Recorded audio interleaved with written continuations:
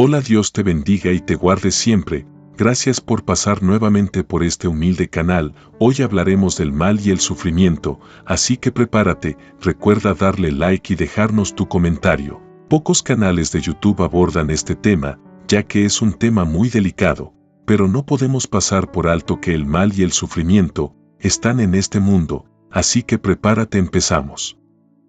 El mayor desafío teológico cristiano enfrentado es el problema del mal y el sufrimiento. Nunca hemos tenido una mayor demanda para pensar bíblicamente. Nosotros debemos hablar la verdad con integridad, cuando la gente está desesperada por escucharla, y nadie más parece saber dónde buscar respuestas honestas. No hay un día que pasa, que nosotros estamos constantemente llamados a ministrar en los accidentes sin sentido, desastres terribles, crímenes contra la inocencia, o alguien que sufre de una enfermedad devastadora. La gente exige alguna aclaración. Tal vez las situaciones más difíciles son aquellas en las que el inocente sufre en las manos pecaminosas de los demás. En tiempos de tragedia y crisis, los pastores son llamados a hablar palabras de consuelo y aliento cuando nadie tiene ni idea de qué decir. Nosotros suponemos saber qué decir cuando nada parece apropiado decir. ¿Dónde va usted para tal sabiduría y orientación? Jesús tuvo una manera de decir exactamente lo que tenía que ser dicho en cada situación. En Lucas 13, 1-8, Jesús fue informado de un acontecimiento trágico. Poncio Pilato perpetuó una atrocidad en la que los galileos inocentes fueron asesinados en el recinto del templo de Jerusalén. La sangre de los galileos fue mezclada con los sacrificios en el templo y por lo tanto profanaron el templo. Un horror mayor no puede ser imaginado en Jerusalén. Jesús preguntó, ¿pensáis que estos galileos, por qué padecieron tales cosas, eran más pecadores que todos los galileos? ¿Cuál fue el pensamiento de aquellos que vinieron con la horrible noticia? Ellos asumieron que estas víctimas galileas murieron, porque ellos eran pecadores. Tal vez ellos pensaron que ellos eran más justos, porque ellos estaban vivos. Para hacer su punto más claro, Jesús recordó a sus oyentes de la torre que había caído en Siloé, matando a 18 hombres. ¿Eran ellos mayores pecadores que los que vivían en Jerusalén? Jesús dejó esto muy claro. No. Él les dijo, yo te digo, no, pero a menos que usted se arrepienta, usted perecerá igualmente. En este pasaje, Jesús trató con el mal moral y la maldad natural. El asesinato de los galileos inocentes era claramente un mal moral de terrorismo por los crueles soldados romanos. Por otra parte, el mal natural viene sin un agente moral. Esto ocurre cuando un tornado, un huracán o un terremoto causan estragos en una ciudad o nación.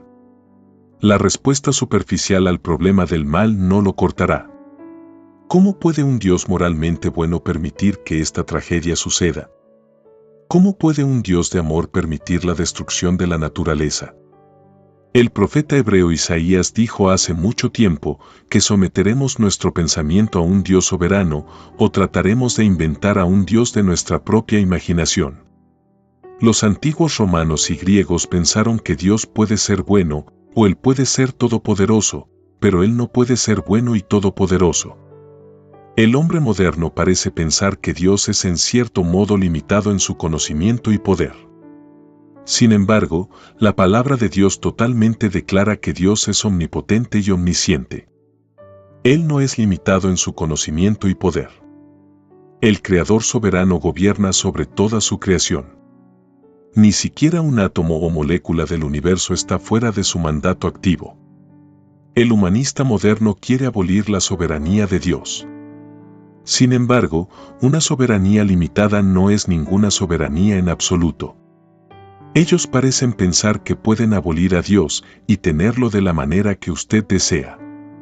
Los atributos morales de Dios aclaran que Él no es el autor del mal. Dios es absolutamente justo y bueno. Dios define todo lo bueno, no el hombre. La Biblia no nos dice por qué Dios ha permitido el pecado, pero sí sabemos que Dios ha demostrado la victoria sobre el pecado en la cruz y la resurrección de Jesucristo. Permitir el mal no niega la soberanía de Dios y su voluntad activa. Dios es soberano, y Él es bueno. Él siempre tiene la última palabra en nuestras vidas. Nuestro problema con el bien y el mal es básicamente un problema del pecado humano y la depravación. El pecado es un ataque a la personalidad de Dios y su carácter. El hombre no es básicamente bueno, él es un pecador. Eso no es un elogio, Jeremías 17:9, Rom 3:23. Es una declaración de hecho. El mal es real y es mortal, Romanos 6:23. Nuestro problema del pecado solo puede ser resuelto por el poder de Dios. Todos compareceremos ante el tribunal de Dios y daremos cuenta de nuestras vidas. A menos que seamos encontrados en Cristo, de lo contrario pasaremos la eternidad en el infierno separados de Dios el Señor. El problema del pecado y del mal se convierte en personal, porque a los ojos de Dios todos hemos pecado. Jesús usó la noticia de la caída de la torre y el trágico asesinato de los Galileos para llamar a los hombres al arrepentimiento. En su gracia, Él nos llama a humillarnos y arrepentirnos cuando nosotros de repente enfrentamos los acontecimientos trágicos en la vida. La paga del pecado es la muerte. Si usted no se arrepiente, usted perecerá. Esto es todavía verdadero en nuestros días.